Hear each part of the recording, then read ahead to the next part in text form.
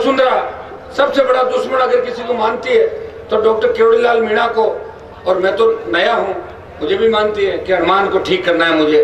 ठीक तो वसुंधरा नहीं कर पाई। मैं विधानसभा में अंदर एक बार अनंत पाल के मामले में बोल रहा था, मैंने कहा अनंत पाल को मुख्यमंत्री जी आपने भगवाया, तो खड़े होकर कई मंत्री कह रहे थे कि आप पे मुकदमा दर्ज है, आप पे मुकदमा दर्ज है। तो मैंने कहा मुकदमा तो किसी पे भी दर्ज हो सकता है, जांच भी होती है। क्या मुझे कोई जेल हुई है किसी मुकदमे के अंदर, या मेरे पे कोई डकैती क्या डॉक्टर साहब पे कोई 100 दर्ज होंगे। और अभी डॉक्टर साहब के ऊपर एक झूठा मुकदमा कांग्रेस के लोगों ने करवा दिया 376 का। बताओ इस एज के अंदर 376 का झूठा मुकदमा दर्ज कराना, ये इस बात का द्योतक है कि कांग्रेस और बीजेपी हमारी दोनों दुश्मन है। तो वो सीएम कह रही थी कि हनुमान जी आप ज्यादा मत बोलो, आप पे मुकदमा दर्ज है। मैंने कहा मुझे बोलने से तो कोई रोक नहीं सकता। और मैंने वसुंधरा जी इस राजस्थान के अंदर आपको कई बार टेलर दिखाए, टेलर समझ गए ना, मैं भगाया आपको कई बार, विरोध भी कराया, और एक बार गिरफ्तार करके दिखा दो, पूरी पिक्चर दिखा दूंगा राजस्थान के अंदर पिक्चर कैसी है। इतनी हिम्मत राजस्थान की सरकार के अंदर नहीं कि हनुमान बेनीवाल पे हाथ डाल ले। पूरी जांचें करा ली, फोन टेप करा लिए, लेकिन उनको कुछ भी नहीं मिला। बैंक के खाते के अंदर 15 रुपए मिले थे, इसलिए हनुमान बेनीवाल हुंकार भर रहा है। अगर मैं भी उद्योगपतियों के गोद के अंदर जाके बैठ जाता और माफियाओं से मिल जाता और गैंगस्टर से मिल जाता, तो निश्चित रूप से ये सरकार हमें छोड़ती नहीं। हमारा भी तेजा जी ये कृपा है और किसान का आशीर्वाद है, और जवान शुरू से मेरे साथ है। मैं कॉलेज विश्वविद्यालय की राजनीति से विधानसभा के अंदर आया हूँ, और मेरा डॉक्टर साहब का तो साथ उस जमाने का है जब मैं यूनिवर्सिटी के अंदर अध्यक्ष का चुनाव लड़ रहा था, तो हमारे बाद सबसे ज्यादा वोट मीणा समाज के हुआ करते हैं वहां पे।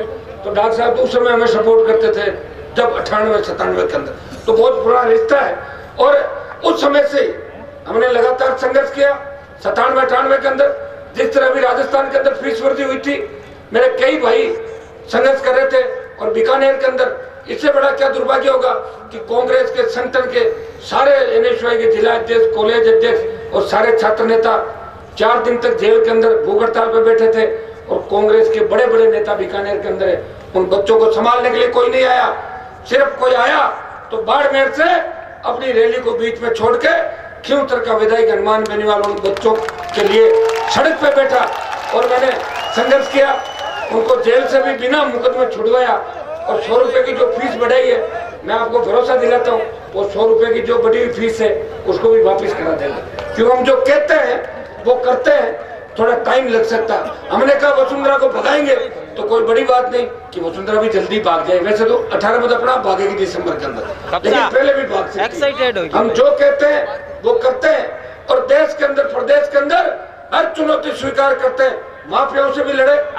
अगर हमारे समाज के भी कोई गुंडे बदमाश या माफिया थे, उनसे भी हनुमान बेनीवाल का संघर्ष चला। अब जो लोग नहीं जानते वो चाय जैसी बातें करते। मैं कभी नहीं चाहता कि राजस्थान के अंदर जातीय हिंसा फैले। मैं हर जगह जाता हूँ, नेता तो क्या करते हैं कि 2 दिन बाद लाइव आते हैं और ये मीडिया में प्रेस कॉन्फ्रेंस करते हैं। जहाँ आग लगती है, जहाँ लोग जलते हैं, उनके बीच जाने की ताकत नहीं। हनुमान बेनीवाल शामलाव गया था जब 25,000 जवान किसान रात को गुस्से के अंदर थे। मेरे जाने से पहले वहां आगजनी की घटना हो गई थी, लेकिन मैंने सौगंध दिला के सबको, मैंने कहा अपने अपने घर जाओगे, आपको सौगंध लगेगी अपने अपने इष्ट देवताओं की, आपस में झगड़ा नहीं करना है। जातीय जहर इस राजस्थान के अंदर वसुंधरा को घोलने नहीं देंगे। और आधे घंटे के अंदर वहां का जवान किसान अपने घर पे चला गया और बहुत बड़ा जातीय झगड़ा राजस्थान के अंदर टाल दिया। हम अगर जातिवाद करें तो ऐसे मुद्दे कई है राजस्थान के अंदर। एक मतलब मिनट के अंदर बोला और जातीय झगड़ा। हम तो जातिवाद को खत्म करना चाहते हैं राजस्थान के अंदर, और जातिवाद जब खत्म होगा जब इन दोनों पार्टियों का दिमाग ठीक होगा। 3% के लोग सीएम बनना चाहते हैं, और 1% जिनकी संख्या है वो सीएम बन गए, और आधा % वाले भी बन गए, और कई तो पता नहीं किस किस तरह के लोग मुख्यमंत्री बन गए। तो अगर हमने असली किसान के बेटे को सीएम बनाने की बात कह दी तो कौन सा गुनाह कर दिया।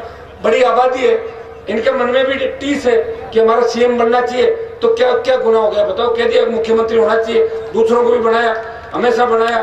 धरू सिंह जी को भी हमारे लोगों ने बनाया, किसानों ने। पहले मुसलमान जो सबसे पहले बरकतुल्ला बने, हरदेव जोशी भी बने, ब्राह्मण भी सीएम बने, दलित भी सीएम बने, मुसलमान भी बने, राजपूत भी मुख्यमंत्री बने, और जातियों के भी सीएम बने, और बिना जाति की वसुंधरा भी सीएम बनी। तो हमने कह दिया कि एक सीएम बना दो, तो कौन तो लोग कह रहे हैं हनुमान जी तो जातिवाद करते हैं। और मेरा तो ये मानना है, जो व्यक्ति अपनी जाति का नहीं हुआ वो किसी दूसरे का हो भी नहीं सकता मेरे भाइयों। इसलिए जाति का होना चाहिए, लेकिन जाति के लोगों को गलत दिशा के अंदर जाने का मैं कभी नहीं कहता। मैं जमीनों पर कब्जे नहीं करवाता, जैसे कई लोग जमीनों पर कब्जे कराते हैं। मैं जब यूनिवर्सिटी का अध्यक्ष था और मेरे से पहले 10 अध्यक्षों को तो मैं नाम नहीं लेना चाहता, कोई तो ब्लैकमेल कांड के अंदर था, कोई जमीन के झगड़े के अंदर था, कोई 302 का आरोपी था और कोई दूसरे काम कर रहा था। लेकिन हनुमान बेनीवाल ने विश्वविद्यालय के अध्यक्ष की गरिमा को बढ़ाया। आज से 20 साल पहले छात्र हितों के लिए लड़ते हुए 14 गुना फीस वृद्धि 1997 के अंदर तत्कालीन सरकार ने की थी। मैं मेरे साथियों के साथ बहुत लंबा संघर्ष चला। कुलपति सचिवालय के अंदर लड़कों ने बहुत बड़ा उद्यम कर दिया था और कुलपति के साथ उन्होंने बड़ा बुरा बर्ताव कर दिया, साथ के कई बच्चों ने, तो हमें जेल जाना पड़ा। और जेल के अंदर 17 दिन तक भूख हड़ताल करी, 17 दिन 20 साल पहले, और राजस्थान की सरकार को झुकाया और 3 मंत्री जयपुर की सेंट्रल जेल के अंदर पहुंचे और मेरा आमरण तुराया। तो लड़ाई तो 20 साल से कर रहे हैं, 25 साल से, कोई पहले थोड़ी। कई लोग पहले मुझे ये भी कहते थे कि आप तो 13 में जीत का जन्म इसी असेंबली के अंदर था, 8 में जब वसुंधरा से मेरा झगड़ा हुआ तो कई लोग कहते थे आप तो पड़ोसी थाली को ठोकर मार रहे हो, मैडम के बिना क्या अस्तित्व है। मैंने कहा अब तो मैडम का जिस दिन अस्तित्व नहीं मिटा देंगे तब तक चुप नहीं बैठेंगे, हमारा कुछ होगा नहीं, उससे कोई फर्क नहीं पड़ा। और 13 के अंदर खूब प्रयास लोगों ने किया, दोनों पार्टियों की जमानत जब्त कराई, लोकसभा का चुनाव लड़ा, कांग्रेस को हरा दिया, बीजेपी का दिमाग खराब हो गया, उसको 19 में हरा दूंगा नागौर के अंदर।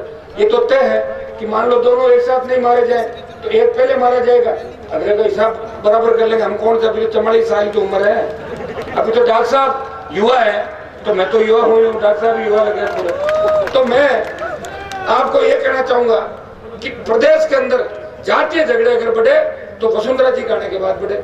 जाट समाज की अलग मीटिंग ले रही है, राजपूत समाज की अलग ले रही है, मीणा समाज की अलग ले रही है, गुजरों को अलग लॉलीपॉप दे दिया, फिर जाट राजपूतों को लड़ा दिया, गुजर मीणों को लड़ा दिया। इसलिए सोचा कि कोई शांत नहीं रह जाए, सारे लड़ ले, तो गुजर मीणों को लड़ा दिया, हिंदू मुसलमानों को लड़ाया और ब्राह्मण बनियों को भी लड़ा दिया। मैडम का तो जहां मौका लगा वहां वार किया, और मैडम किसी की सगी नहीं है। और ये तो पूरा राजस्थान की राजनीति जानने वाले सब लोग जानते हैं कि वसुंधरा जी को जो लोग राजस्थान के अंदर लेके आए थे, जब वो उनकी नहीं हुई और जो अपने घरवाले की नहीं हुई, वो राजस्थान की जनता की कैसे होगी बताओ।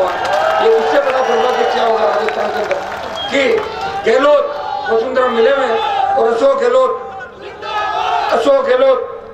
गहलोत के बारे में मैं बता दूं आपको, अशोक गहलोत का बहुत निजी व्यक्ति है, जिसकी लोकायुक्त के अंदर FIR गवर्नर के वहां पड़ी है दर्ज होने के लिए, होम मेटल वाला। और वसुंधरा जी के कार्यकाल की 31 से ज्यादा जांचें गवर्नर के वहां पे पड़ी है।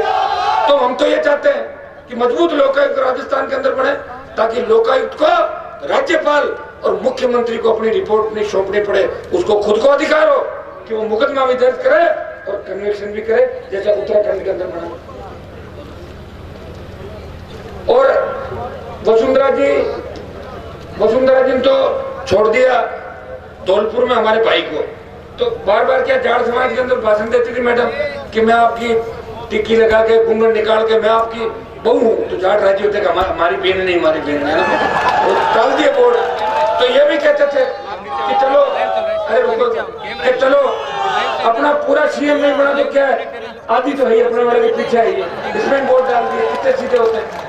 और राजपूतों ने इसलिए डाल दिए, जो कहती थी कि मैं राजपूतों की बेटी हूँ, तो राजपूत के साथ अपनी बेटी है, इसके साथ रहना। और सभी के राजस्थान के अंदर ऐसा बन गया कि सारी जातियां, जबकि राजपूतों की बेटी भी नहीं, मैडम की तो शायद जो फार्म के अंदर जाती है वो तो मैंने फार्म निकला उसमें गडरिया लिखा है, गडरिया मध्य प्रदेश के अंदर होते हैं। और मैडम खुद घराने से आती है।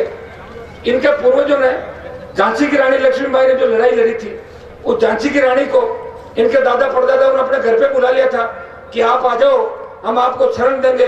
और जैसे ही झांसी की रानी इनके दादा परदादाओं को महल में पहुंची, उधर से अंग्रेजों को बुला लिया और वही लड़ाई करा दी और झांसी की रानी को शहीद करवा दिया।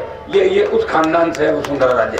तो मेरे भाइयों, ये तो राज के लिए कुछ भी कर सकते हैं, किसी को भी भेज सकते हैं। मुझे तो लग रहा है कि मैडम अब जो मुख्यमंत्री है उसने तो अपना घरवाला छोड़ दिया, और जो आने वाला मुख्यमंत्री है उसकी घरवाली उसे छोड़ के चली गई थी बीच में। पायलट साहब को चला था ना मामला, घरेलू विवाद चला था। तो मेरे दोस्तों भाइयों, हमें राजस्थान के राज्य में कब्जा करना है और हुंकार के माध्यम से कब्जा करेंगे। हुंकार इस बार इतनी जोरदार यहाँ से भरी आपने कि सीकर की हुंकार, और जयपुर के अंदर जब हुंकार भरेंगे तो मोदी के साथ साथ पप्पू का दिमाग भी दिल्ली के अंदर ठीक हो जाएगा। इतना मैं आपको बोल सकता। मैं तो ये कहना चाहता हूँ, देखो मुझे तो लड़ना है और मुझे लड़ाई के अंदर मजा आता है। लोग कहते हैं कि आप आखिर आप क्या चाहते हो, तो मैं ये कहता हूँ, मैं तो ये चाहता हूँ, मैं कांग्रेस और बीजेपी की दुल्हन नहीं बनना चाहता। या तो बनूंगा दूल्हा और या बन जाऊंगा बाराती। वो दूल्हा मजबूत हो तो उसकी बारात में भी चला जाऊंगा, लेकिन हनुमान बेनीवाल दुल्हन नहीं बनेगा राजस्थान के अंदर कांग्रेस और भारतीय जनता पार्टी का। दूल्हा या बाराती, दूल्हा मजबूत तो बाराती और नहीं तो दूल्हा बनाएंगे। दुल्हन अगर बनना होता तो 15 साल पहले गहलोत और वसुंधरा की गोदी में जाकर बैठ जाते, 3 बार मंत्री बन जाते, और डॉक्टर साहब भी अगर समझौता कर लेते। तो अभी तो डॉक्टर साहब को 4 साल से सारे नेता बीजेपी वाले, मुझे पता, बुला रहे हैं इनको कि आप तो आओ शपथ ले लो, लेकिन डॉक्टर साहब भी जिद्दी है। वसुंधरा का भी इनका 36 का आंकड़ा, और इनका देखा देखी मेरा भी हो गया वसुंधरा 36 का आंकड़ा। तो हालात जो राजस्थान के अंदर बनने वाले हैं, मैं आपको यही बता सकता हूँ कि आप जोरदार तरीके से हुंकार भरो। और बीकानेर के अंदर मेडिकल कॉलेज ग्राउंड को आज आपने पूरा भर दिया। या तो करणी सिंह स्टेडियम नहीं भरा कभी लोगों से, वो भी आ जा रहा था। तो ये बीकानेर की आज तक की सबसे बड़ी ऐतिहासिक रैली है। मैं कांग्रेस को चेतावनी देता हूँ कि हमसे बड़ी रैली कांग्रेस करके दिखा दे तो हम राजनीति छोड़ जाएंगे, चाहे तो बड़े बड़े चेहरे ले आना, राहुल गांधी और सारे। भाइयों, हमारे हालात कितने खराब हो गए कि देश की सीमाओं पे सादत बढ़ गई, देश की सीमाओं पर सादत बढ़ गई। किसान तकलीफ के अंदर है, जवान तकलीफ के अंदर है। गुजरात में बीजेपी वेंटिलेटर पर चली गई, बड़ी मुश्किल से वापस सांस आई थी। और अगर मोदी के खिलाफ माहौल बन गया देश के अंदर, अगर मोदी को हटाओगे तो राहुल तैयार है। और राहुल गांधी के बारे में मैं पढ़ रहा था कि गुजरात के अंदर जब चुनाव प्रचार में गया तो महिलाओं के टॉयलेट के अंदर घुस गया था, भूल गया था कि पुरुषों का टॉयलेट है महिलाओं का। तब तो देश में तो ऐसे ही लोग राज करेंगे। इसलिए हमें हुंकार भर के इस राजस्थान पर कब्जा करना है, और राजस्थान से दिल्ली का रास्ता 2.5 घंटे का है। आप यहाँ हुंकार भरो। मध्य प्रदेश के अंदर भी हम जाएंगे, डॉक्टर साहब तो मध्य प्रदेश में रैलियां करते रहते हैं, हम मध्य प्रदेश के अंदर भी जाएंगे। और 4 जो ये राज्यों में चुनाव 7 होंगे दिसंबर के अंदर, इसमें नया परिवर्तन होगा। और देश के अंदर भी अब जवानों ने कमान संभाल ली। ये सोशल मीडिया का युग है। खेत के अंदर बैठा, गांव के अंदर बैठा आदमी, जहाँ पहले 1-1 महीने तक अखबार नहीं आता था और ये अखबार में नाम छपने से लोग खुश हो जाते थे, आज इलेक्ट्रॉनिक मीडिया, प्रिंट मीडिया और सोशल मीडिया की वजह से हर आदमी सही गलत की पहचान करने लग गया। सबको पता है, पहले विधानसभा और लोकसभा की कार्रवाई लाइव नहीं चलती थी। वहां जो नींद लेते थे वो आके बीकानेर में कह देते थे कि मैं थारो मामला उठाए हो विधानसभा लोकसभा में, लोग मान ले ताली बजाए उठा लियो मामला। अब वो मामला किसी ने नहीं उठाया। अब जब लाइव चलने लगा ना, तब पता लगने लगा कि कौन लड़ रहा है। मामले तो डॉक्टर साहब उठा रहे, जो हमें बाहर विधानसभा से निकालते हैं कई बार। और सबसे ज्यादा जवानों के लिए मैं लड़ता हूँ, भ्रष्टाचार के खिलाफ लड़ता हूँ। पिछली बार डॉक्टर साहब तो विधानसभा में नहीं थे, लोकसभा में थे, गोलमा जी हमारे साथ थी, मैं तो रोज लड़ता था। और कल विधानसभा चलेगी, कल भी मेरी लड़ाई देखना, कल भी लड़ूंगा, परसों भी लड़ूंगा, और लड़ते लड़ते बाहर आना पड़ेगा मुझे। सबसे ज्यादा सस्पेंड होने का रिकॉर्ड भी मेरे नाम है, 5 बार निलंबित हो गया है। लेकिन मैं मेरे लिए नहीं हुआ, मैं भ्रष्टाचारियों के खिलाफ बोलता हूँ, अपराधियों के खिलाफ बोलता हूँ, वसुंधरा के खिलाफ बोलता हूँ, और उनके जो भ्रष्ट मंत्री है उनके खिलाफ मामले उठाता हूँ। हनुमान बेनीवाल प्रत्येक जाति के मामले उठाता है, शोषित, दलित, मुसलमान और हर कम्युनिटी के। अगर मेरे पास कोई मुद्दा लेके आता है तो मैं विधानसभा के अंदर भी उठाता हूँ, उसको न्याय दिलाने का प्रयास करता हूँ। और जानकारी चाहिए तो खियोंसर कॉन्स्टिट्यूंसी के अंदर हर गांव में जाके पता कर ले कि हनुमान बेनीवाल जातिवादी नेता है या आम आदमी का नेता है। मेरे घर के दरवाजे 36 कौम के लोगों के लिए खुले हुए हैं, और हर जाति मुझे वोट देती है। कुछ बार कई कम ज्यादा हो जाता है तो अगले चुनाव में ज्यादा हो जाता है, कई कम होता है, कईयों ने पहले ज्यादा दिए, कई कम देते हैं, ये तो चलता रहता है। लेकिन इतना हमारा भी सोच है कि एक जाति के बल पे बदलाव नहीं किया जा सकता। 36 की 36 कौम और ये किसान के बेटे, ये युवा जब हुंकार भरेंगे, जवानों का कब्जा होगा और देश की सत्ता की शिखर पे भी किसान के बेटे प्रधानमंत्री बनेंगे। मैं आपसे आह्वान करता हूं कि सीकर की रैली की तैयारी आप लोग कर लें। कल से विधानसभा है, इसलिए सीकर की रैली की घोषणा आज हम नहीं करेंगे, एक बार 2-3 दिन डॉक्टर साहब हम बैठ के बात करेंगे।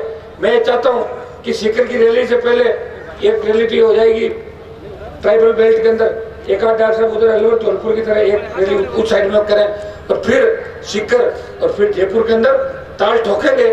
और अब की बार तीसरा मोर्चा, पहला मोर्चा बनेगा। मैं डॉक्टर साहब को विश्वास दिलाना चाहता हूँ। पिछली बार मैं डॉक्टर साहब के साथ कई रैलियों में जाता था, तब डॉक्टर साहब कहते थे कि मेरा इलाका तो पूरा जाग गया, पूर्वी दक्षिणी राजस्थान जाग गया, लेकिन उत्तरी पश्चिमी राजस्थान नहीं जागा। मैं आपको विश्वास दिलाता हूँ कि जितनी जागृति आपके इलाके के अंदर पिछली बार थी, उससे आगे आप 2 कदम डॉक्टर साहब बढ़ाओगे तो 4 कदम आपके साथ पश्चिम राजस्थान और ये उत्तरी राजस्थान का किसान और जवान बढ़ाएगा, और मिलके नए राजस्थान का निर्माण करेंगे। और मैं तो ईश्वर की मेरे पे बहुत बड़ी कृपा है, मैं बड़ा चिंतित हो गया था। एक पुराना मामला चल रहा तो बच्चों की गिरफ्तारियां हो रही थी, और तो हमने रास्ता रोका। उस मामले में 3 साल की सजा हो रखी थी मुझे। तो मैं 23 तारीख को कोर्ट के अंदर तारीख थी, मैं डॉक्टर साहब को फोन पे कह रहा था, और यहाँ भी बच्चों को कह के गया था। मैंने कहा 24 के प्रोग्राम तो रख लो, लेकिन 24 को हो सकता है कि मैं यहाँ नहीं आ पाऊँ, जेल भी जाना पड़ सकता है, क्योंकि सारे पॉलिटिकल गेम होते हैं। लेकिन ईश्वर की हमारे ऊपर ऐसी कृपा रही कि 23 तारीख को जब मैं कोर्ट के अंदर गया तो सीबीआई की विशेष अदालत लगाई कि आपने क्या नींद के अंदर ये फैसला दिया है, इसमें बनती नहीं सजा, कैसे सजा दे दी 3 साल की, बताओ। 6 महीने से अधिक तो इसमें होता ही नहीं। लेकिन दुर्भाग्य इस बात का कि कई तरह के गेम चलते हैं मेरे भाइयों। फिर भी हम तो इस काजल की कोठरी के अंदर रह के आपको इतना ही भरोसा दिलाते हैं कि हनुमान बेनीवाल पे कोई दाग नहीं लगेगा, डॉक्टर किरोड़ीलाल मीणा पे कोई दाग नहीं लगेगा।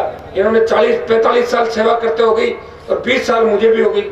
वैसे कॉलेज यूनिवर्सिटी से लेके 25 साल की लगभग हो गई।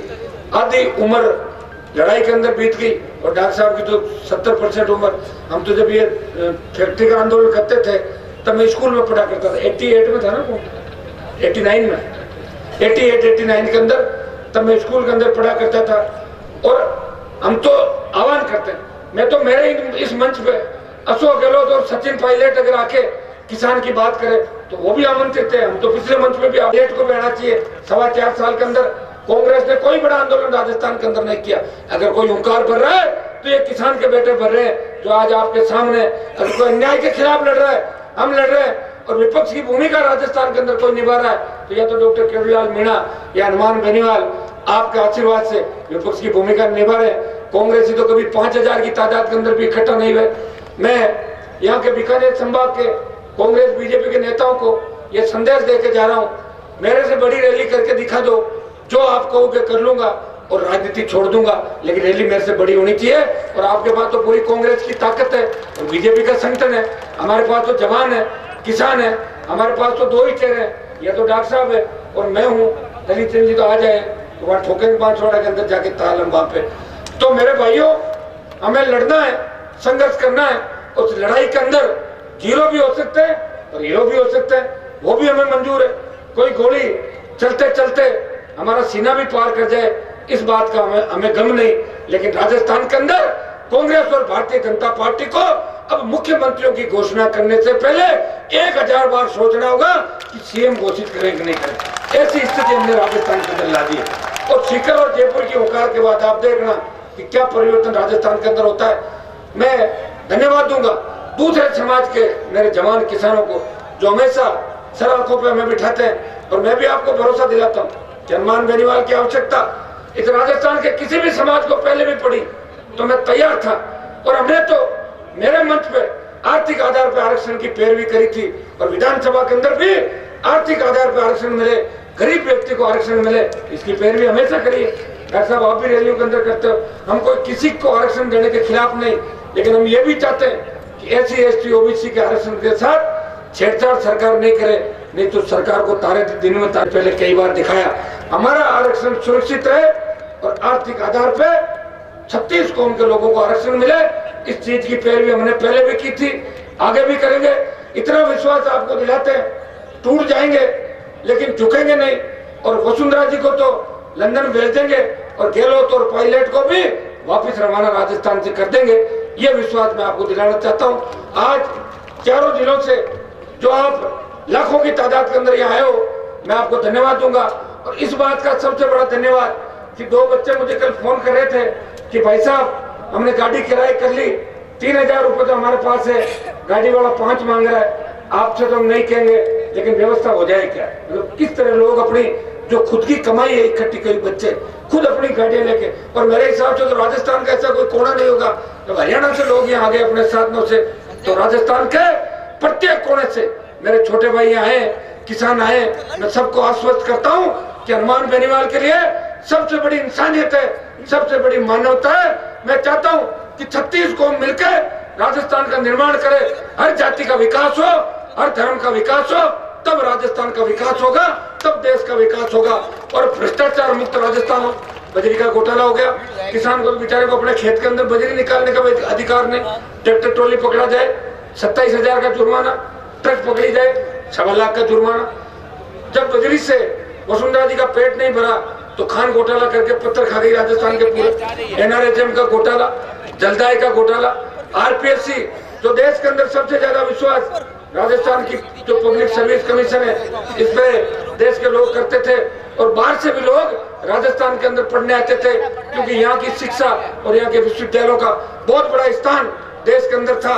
लेकिन दुर्भाग्य से आरपीएससी का चेयरमैन भी भ्रष्टाचार के अंदर पकड़ा जाए, आईएएस अधिकारी जेलों के अंदर मिले, और थानों के अंदर ये हालात है कि 8 बजे बाद लोग थानेदार के पास जाना नहीं चाहते। आधे से ज्यादा थाने शराब के नशे के अंदर रहते हैं। मैं सारे थानों को और पुलिस के खिलाफ नहीं हूँ, मैं तो पुलिस के जो किसान के बेटे कांस्टेबल है इनकी पैरवी भी मैंने की थी कि इनका जो पैसा काटा है इन किसान के बेटों को वापस तनख्वाह पूरी मिलनी चाहिए। एसपीआईजी डीजी का काट लो, डीआईजी का काट लो, हमारा काट लो, लेकिन सिपाही की तनख्वाह आप क्यों काट रहे हो? जो सिपाही हमारी तरफ देख रहे, मैं आपको आश्वस्त करता हूँ कि मैं व्यवस्था के अंदर परिवर्तन चाहता हूँ। मैं चाहता हूँ कि आधी रात को भी किसान और गरीब थाने और तहसील के अंदर जाए तो उसे एमएलए का फोन करा के जाने की आवश्यकता नहीं हो। तहसीलदार और थानेदार उसे बैठने के लिए कुर्सी दे, उसको सम्मान दे। यही व्यवस्था का परिवर्तन है। ये अंग्रेजों के जमाने का बनाया हुआ पुलिस एक्ट हम खत्म करवाना चाहते हैं। पुलिस की सोच के अंदर बदलाव होना चाहिए।